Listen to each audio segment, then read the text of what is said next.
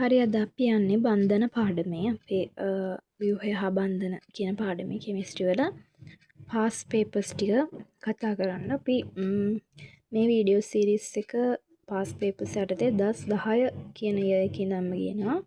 සහ දැන් ව්‍යුහය හා බන්ධන පාඩම ගත්තම MCQs අහනවා සහ ස්ට්‍රක්චර්ඩ් මේ කියන්නේ 2010 පේපර් එකේ ස්ට්‍රක්චර්ඩ් එකේ පළවෙනි ප්‍රශ්නේ ගත්තාම ඒකේ ඒ කොටසේ නෙවෙයි ඊළඟට B කොටසේ තමයි ස්ට්‍රක්චර්ඩ් අහලා තියෙන්නේ ව්‍යුහය හා බන්ධන පාඩමේ. එතකොට මේ ප්‍රශ්නේ කරලා තියෙන්නේ උනාට මේක කියලා දෙන්නම්. බලන්න x හා y යනු x හි පරමාණුක ක්‍රමාංකය y හි පරමාණු ක්‍රමාංකයට වඩා අඩු වන පරිදි ආවර්තා වගුවේ එකම ආවර්තයේ පිහිටි මූලද්‍රව්‍ය දෙකකි. මේ දෙන්න තියෙන්නේ එකම ආවර්තය කියලා කියනවා. කියන්නේ මේක ආවර්තයක් නම් මෙයාලා කියනවා x හි පරමාණු ක්‍රමාංකය y හි පරමාණු ක්‍රමාංකයට වඩා අඩුයි. කියන්නේ x මේ හරියක ඉන්නවා නම් y ඉන්නේ ওই වගේ තැනක. කියන්නේ x ට පස්සේ තමයි y ඉන්නේ. මේ ආවර්තිත වගුවේ. වැඩිම ක්ලෝරීන් පරමාණු සංඛ්‍යාවක් සමග x හා y සාදනු ලබන ක්ලෝරයිඩ් HCl3 මෙතන තියෙන 3 මේක දෙක නෙවෙයි 3 හා YCl3 වේ. ඒ කියන්නේ වැඩිම ක්ලෝරින් පරමාණු සංඛ්‍යාවක් සමග. ඒකේ අදහස වෙන්නේ මෙයාට සම්බන්ධ කරගන්න පුළුවන් උපරිම මොනවද? ක්ලෝරීන් පරමාණු සංඛ්‍යාව 3යි. මෙයාට සම්බන්ධ කරගන්න පුළුවන් උපරිම ක්ලෝරීන් පරමාණු සංඛ්‍යාව 3යි. ඊට වඩා සම්බන්ධ කරගන්න බෑ කියන එක අදහස් වෙනවා. ඒ කියන්නේ x ට හදන්න බෑ Cl5 වගේ සංයෝගයක්. හරි. එතකොට y ට හදන්න බෑ YCl4 වගේ සංයෝගයක්. මේ දෙන්නටම සම්බන්ධ කරගන්න පුළුවන් උපරිම ක්ලෝරීන් පරමාණු සංඛ්‍යාව වෙන්නේ 3. ඒක ගොඩක් වැදගත් වෙනවා. x හා y රසායනික සංකේත ලියන්නලු. එතකොට අපි බැලුවොත් එහෙම දැන් අපිට නිකන් හිතෙනවානේ දැන් බලන්න XCl3 කියලා අණුවක් දීලා තියෙනවා YCl3 කියලා අණුවක් දීලා තියෙනවා මේ දෙන්නට කිසි ආරෝපණයක් දීලා නැහැ. එහෙනම් අපිට සාමාන්‍යයෙන් හිතා ගන්න පුළුවන් x ගේ සංයුජතාවය 3 වෙන්න ඇති කියලා. y ගේ සංයුජතාවය අතරම දැන් එතකොට 3 වෙන්න ඇති. එහෙනම් 13 වෙනි කාණ්ඩේ හරි. එහෙම නැත්නම් අපි 8න් 3ක් අඩු කරොත් එහෙම 5ක් එනවනේ. එහෙනම් 15 වෙනි කාණ්ඩේ හරි වෙන්න ඇති සමහරක් විට ඉන්නේ කියලා අපිට හිතා ගන්න පුළුවන්. ඒ වගේම අපි මෙතනදී කරන්නේ ආවර්තාව වගුව නම් දෙනවා. ඔයාලගේ පේපර් එකේ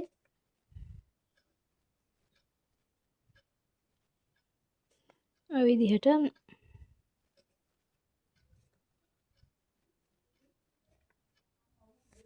දැන් මේ වගේ සාමාන්‍යයෙන් ඉතින් 20ට යනකම් විතර තමයි දෙන්නේ. 20ට යනකම් මූලද්‍රව්‍ය ආශ්‍රයෙන් තමයි දෙන්නේ. ගොඩක් වෙලාවට ඉතින් හැම වෙලෙම වගේ කියන 20ට යන මූලද්‍රව්‍ය වලින් තමයි මෙතනදී මේ ප්‍රශ්නේ අහන්නේ. එතකොට තව දත්තයක් දීලාත් නැහැ. කියන්නේ 15ට අඩු 20ට අඩු කියලා එහෙම සමහරක් ඒ වගේ දෙනවා. එකම ආවර්ති කියලා තමයි දීලා තියෙන්නේ. එතකොට අපි සාමාන්‍යයෙන් හිතුවොත් අර සංයුජතාවය 3යි කියලා ගත්තම මේ ඉන්නේ 13 වෙනි කාණ්ඩය.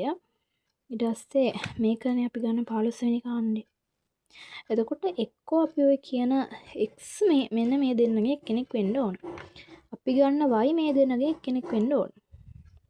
මොකද ක්ලෝරීන් නම් ඔක්සිජන් එක එහෙම සහසංයුජ බන්ධන හදන්නේ නැති තරම්නේ. මේ කට්ටිය වෙන්නත් බෑ. මේ කට්ටිය කොහොමවත් වෙන්න බෑ. ඊට පස්සේ ඔයාලා අහලා ඉති මේ කාබන් ටෙට්‍රා ක්ලෝරයිඩ් කියලා එකක් තියෙනවා. එහෙනම් කාබන් වගේ කෙනෙක් වෙන්නත් බෑ. සිලිකන් වගේ කෙනෙක් වෙන්නත් බෑනේ. ඒතර බෙරිලියම් මැග්නීසියම් කියන්නේ ලෝහ. බෝරෝන් කියන්නේ ලෝහයක් තමයි. බෝරෝන් ඇලුමිනියම් කියන්නේ. නමුත් ඒවා සුළු වශයෙන් සහසංයුජ බන්ධන වලට සහභාගී වෙනවා. දැන් එතනදී සාමාන්‍යයෙන් සෝඩියම් ක්ලෝරයිඩ් වගේ සංයෝගයන් හැදුනොත් හැදෙන්නේ. ඒවත් අයනිකයි සහසංයුජ නැහැ. හරි.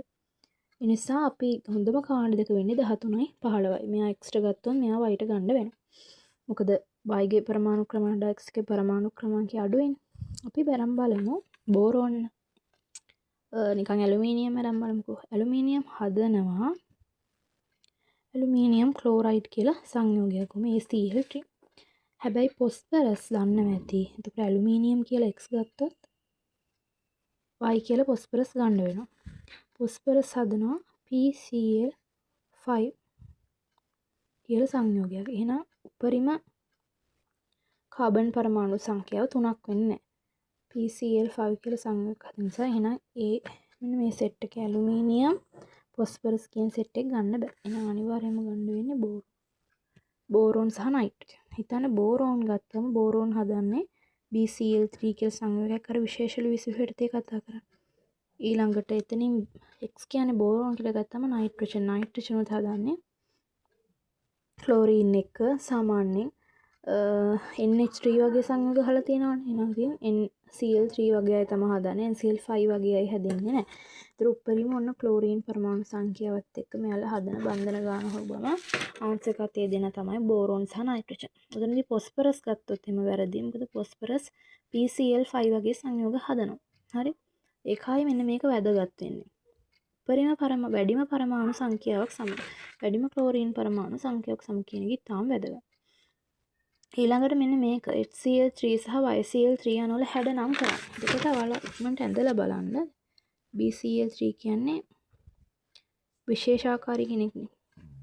එයා ඔන්නෝම ඉලෙක්ට්‍රෝන ටික දීලා එකසර නෑ බලාගෙන ඉන්නවා. මම මෙයාලගේ එකසර දාන්නේ නෑ. පුරු විකර්ෂක එකක ගාන 3යි. ඒ කියන්නේ මෙයාගේ හැඩය තලිය ත්‍රිකෝණාකාර වෙනවා. චතුස්තලී එහෙම නෙවෙයි. එකසර දැම්මොත් මේ වැරදි. එතකොට එයාට එකසර නෑ. හරි තලිය ත්‍රිකෝණාකාර. ඊළඟට මම මෙන්න මේ කියන YCl3 වඳින එක NCl3 වඳින්නේ මොකද යාළුවගේ වට ගන්න පුළුවන් ත්‍රිකෝණාකාර පිරමීඩිය තමයි යාගෙත් ඉන්නේ. ඊළඟට හැඩනේ අහන්නේ. හැඩ ගන්න ඕනේ. දැන් මෙතන එකසර නැති නිසා ප්‍රශ්නයක් නෑ. මෙයාගේ මං හිතන්නේ එකසරෙයි. ඒකට එකසර අයින් කළා තමයි ගන්න වෙන්නේ.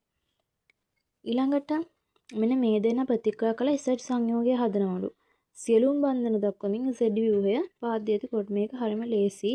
මේකෙදි වෙන්නේ මේක කතා කරන ඔයාලා මේ ද්‍රවීයතාවය යටතේ මේ NH3 සහ BCl3 අතර සෑදෙන ඕක ඇත්තටම හැදෙන්නේ මේ මොකද්ද මේ දායක සහසංයෝජ බන්ධනයක්. සහසංයෝජ බන්ධනයක් තමයි. නමුත් විශේෂයි දායක සහසංයෝජ බන්ධනය. කියන්නේ මේ බන්ධනයට අවශ්‍ය ඉලෙක්ට්‍රෝන දෙකම දෙන්නේ මේ නයිට්‍රජන්. මොකද මෙයා ඉලෙක්ට්‍රෝන උණ සංයෝගයක් කියන්නේ. මම මේක අමතරව කියන්නේ. මෙයා ඉලෙක්ට්‍රෝන උණ සංයෝගයක්. එතකොට මේ බන්ධනයට අවශ්‍ය වෙන ඉලෙක්ට්‍රෝන දෙකම දෙන්නේ නයිට්‍රජන් මගේ. මේ මධ්‍ය පරමාණු අතර තමයි බන්ධනය ඇති වෙන්නේ. එතකොට මෙයා ඔක්සෝ භෂ්මයේ බවටත් මෙයා ලුයිස් භෂ්මයේ බවටත් මෙයා ලුයිස් අම්ලයේ බවටත් පත් වෙනවා. ඒතර මේ ආරෝපණ දාන්න. හරි? මේ වටේ පරමාණු වල එකසර සම්පූර්ණ කරන්න. ඔන්න ඔය විදිහට ව්‍යුහය ඇඳනම් හරි. ඊළඟට Z අණුවේ X හා Y වටා ඇති හැඩ බන්ධනවල අවකාශමේ සැකසුම නම් කරන්න. Z අණුවේ X හා Y වටා ඇති හැඩ. අපි X කිව්වේ මෙයාට Y කිව්වේ මෙයාටනේ. එතකොට X වටා තියෙන හැඩය බලන්න විකර්ෂකයේ ගාන 4 එකසර නෑ චතුස්තලීය. Y වටා තියෙන්නේ චතුස්තලීය හැඩයක්. මොකද එකසර නෑනේ. මම එකක් නිකන් මතක් කරන්නම් හැඩය කියන්නේ අවකාශ ව්‍යාප්තියේදී ගන්නේ අවකාශ ව්‍යාප්තිය සමානයි සිග්මා බන්ධන ගණන ධන එකසර යුගල. එතකොට අපි හැඩය ගද්දි කරන්නේ මෙන්න මේ එකසර යුගල ටික කපලා දානවා. ඒ කියන්නේ උදාහරණයක් විදිහට හිතන්න මෙන්න මේ වගේ සංයෝගයක් තියෙනවා කියලා. මේ බන්ධන දෙකක් මධ්‍ය පරමාණු විසින් හදලා එකසර දෙකක් ඔහම උඩින් ඉන්නවා කියලා. අපි මෙයාගේ අවකාශ ව්‍යාප්තිය ගත්තොත් 1 2 3 නේ විකර්ෂකයක අවකාශ ව්‍යාප්තිය අපිට වෙනවා තලිය ත්‍රිකෝණාකාර කියලා. හැබැයි අපි මෙයාගේ හැඩය තලිය ත්‍රිකෝණාකාර කියලා ගන්නවා. මෙයාගේ හැඩය එකසර ඉවත් කරලා ගන්නවා. ඒ කියන්නේ මේන මෙහෙම තියෙන ත්‍රිකෝණාකාර හැඩයකින් මේ උඩ එක ගලවලා දැම්මම මෙන්න මේ විදිහේ හැඩයක් එනවා. කියන්නේ යා කෝණික. අන්න මේ විදිහට තමයි මෙයාගේ හැඩය යන්නේ.